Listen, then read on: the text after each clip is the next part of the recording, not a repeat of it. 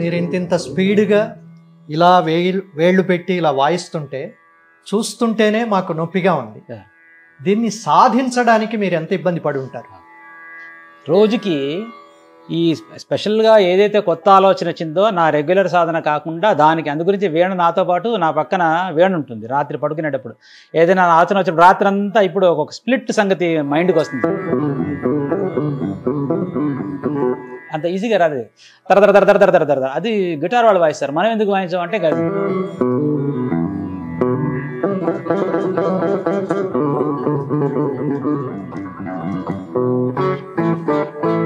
ఇట్లాగా ఏదైనా ఒక సాధన వేస్తే దానికి 3 గంటల చొప్పున ఇంకా ఆ వారం అంతా ఆ టెక్నిక్ జీర్ణం అయ్యే వరకు ఇంకా వేరేది ఉండదు. ప్రతిరోజు 3 గంటల చొప్పున ఒక టెక్నిక్, ఇంకా అది బ్రెయిన్లోకి వెళ్ళిపోతుంది. ఇప్పుడు మామూలుగా తీగని మనం పైనుంచి పెడుతున్నాం, కింద నుంచి పెడుతున్నాను, కొత్తది కనుక్కున్నాను. ఒక వేలుతోనే పెడుతున్నాం, వై నాట్ ఆల్ ఫింగర్స్? ఇటు వస్తే మీకు నాదంలో తేడా, ఇది ఫెదర్ టచ్.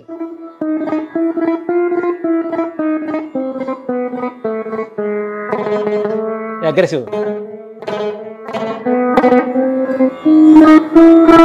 ఒకటి మేలు ఒకటి ఫిమేలు, మీకు తేడా తెలిసిపోతుంది.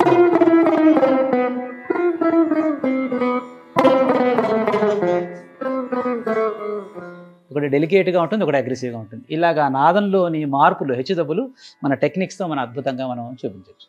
అర్ధ శతాబ్దం అంటే దాదాపు 50 ఏళ్ల పాటు మీరు కచేరీలు ఇస్తున్నారు, సాధన చేస్తూనే ఉన్నారు, పిల్లలకు నేర్పిస్తూ కూడా ఉన్నారు. మీకు బాగా గుర్తుండిపోయిన లేదా ఛాలెంజింగ్గా అనిపించిన కచేరీ ఏది? అది ఒకటేనే ఉండదు, ఎందుకంటే ప్రతిసారి స్టేజ్ ఎక్కిన తర్వాత ఇది మనకి ఇది ఛాలెంజ్. ఇక్కడ మనకు మనమే పోటీ. జనాల కోసం ఎప్పుడైతే మనం వాయిస్తామో, పేరు ప్రఖ్యాతుల కోసం ఎప్పుడైతే వాయిస్తామో, అది ఒక మనల్ని మనం డిగ్రేడ్ చేసుకున్నట్టు. ప్రతిదీ ఒక అద్భుతం అని మనం కూర్చున్న స్టేజ్ మీద కూర్చున్నప్పుడు ఒకటే ఏంటంటే జనాలు ఎలా రిసీవ్ చేసుకున్నారు. మన వరకు మనం అన్నిట్లోనూ ఒకటేలాగా కష్టపడతాం. కానీ ఒక నార్మల్ రిక్షా వాడు వెళ్ళేవాడు ఒక కచేరీలో, నాకు లైఫ్లో పెద్ద అచీవ్మెంట్ ఏంటంటే సంగీతం తెలిసిన వాళ్ళు పొగడ్డం గొప్ప ఏం కాదు, వాళ్ళు తెలిసింది. తెలియని వాడిని కూర్చోబెట్టాలి. నేను ఒక కచేరీ వాయించి బయటికి వస్తుంటే ఒక రిక్షావాడు, నీ వల్ల నా గిరాకీలన్నీ పోయినాయి సార్ అన్నాడు.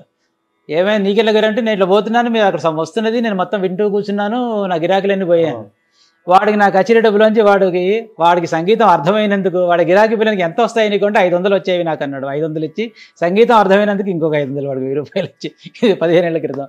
అది నాకు లైఫ్లో పెద్ద అచీవ్మెంట్.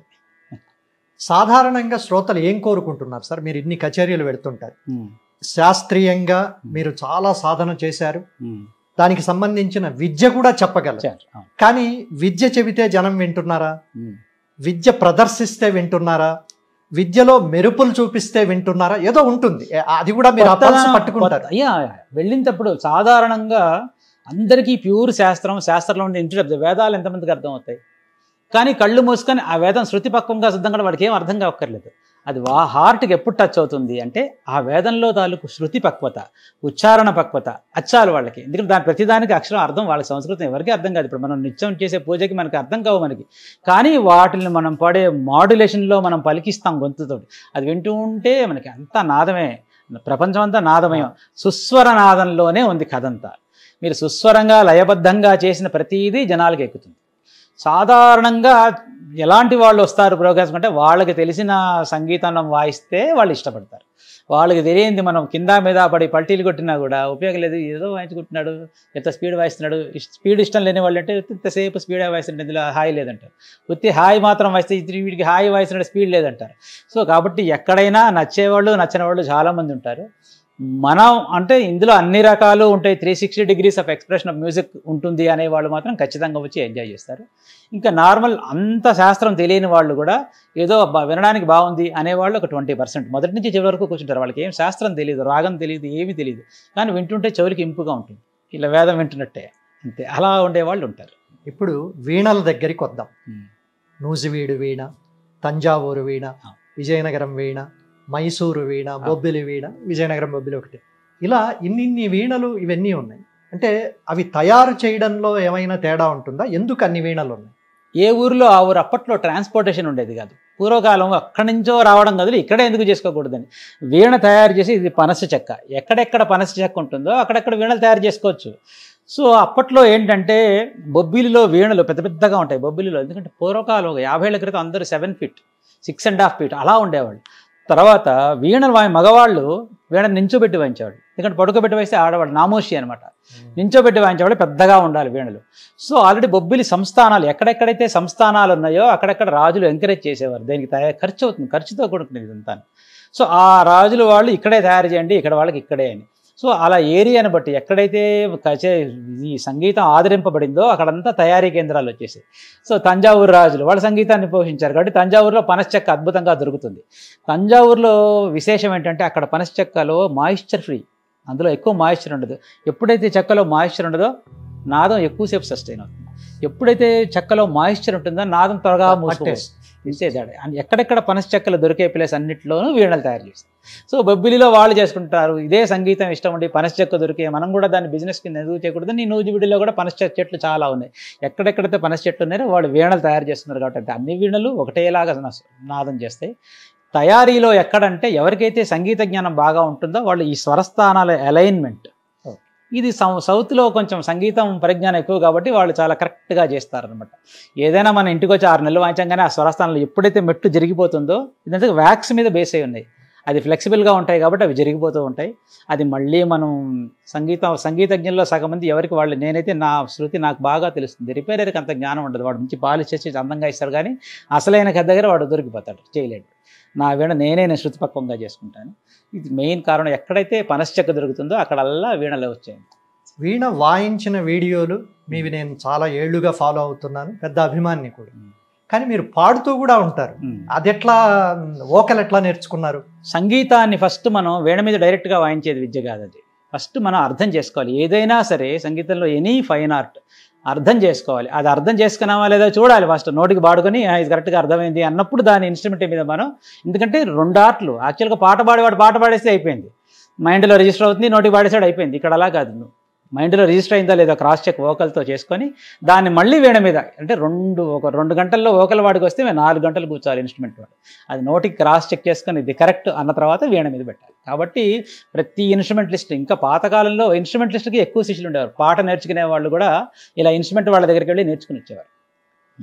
ఉత్తర భారత సంగీతానికి దక్షిణ భారత సంగీతానికి తేడా ఏమిటి? పాశ్చాత్య సంగీతానికి మనకు తేడా ఏమిటి? ఈ 12 స్వరస్థానాలలో ఒక స్వరస్థానాన్ని ఒక స్వరస్థానం కిందే ట్రీట్ చేస్తూ వాయిస్తే అది మీకు వెస్టర్న్ పాశ్చాత్య సంగీతం. అంటే వాళ్ళకి 12 స్వరాలే, ఇంకా దేని 2 notes యొక్క కాంబినేషన్ వాళ్ళకు ఉండదు. మనం దాన్ని గమకం అంటాం. అంటే రెండు కలర్లు కలిపితే 3వ కలర్ వస్తుంది పెయింట్స్లో. ఇప్పుడు ఇది హిందుస్థానీ అయినా వెస్టర్న్ అయినా ప్రపంచంలో ఏదైనా ఇదే. మరి కర్ణాటక శైలిలో ఏంటి అంటే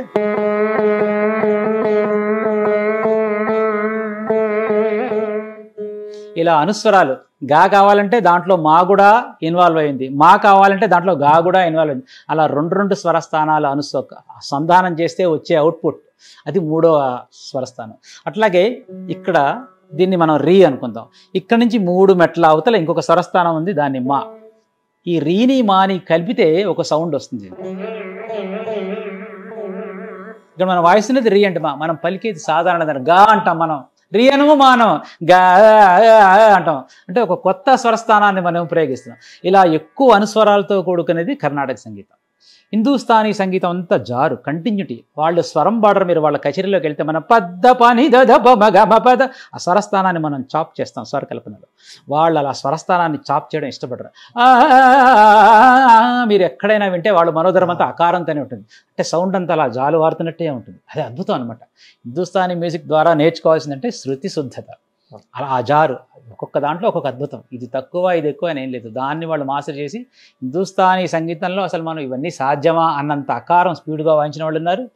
అట్లాగే వాళ్ళకి హిందుస్థానీ వాళ్ళకి మనకు మ్యాథమెటిక్ని మనం ఇలా 150 కోట్లు ఇలా ప్యాటర్న్స్ చేస్తున్నాం కదా, ఇంత మ్యాథమెటిక్స్లో 10% కూడా వాళ్ళకి తెలియదు హిందుస్థానీ వాళ్ళకి. ఎందుకంటే వాళ్ళది ఎంతసేపు సౌండ్ నాదంతో కూడుకున్న విద్య అనమాట. మనం ఏంటంటే నాదానికి కొంత టెక్నికాలిటీస్ కూడా యాడ్ చేసి మనం చాలా క్రిస్పీగా చేసి పెట్టాం కర్ణాటక సంగీతం.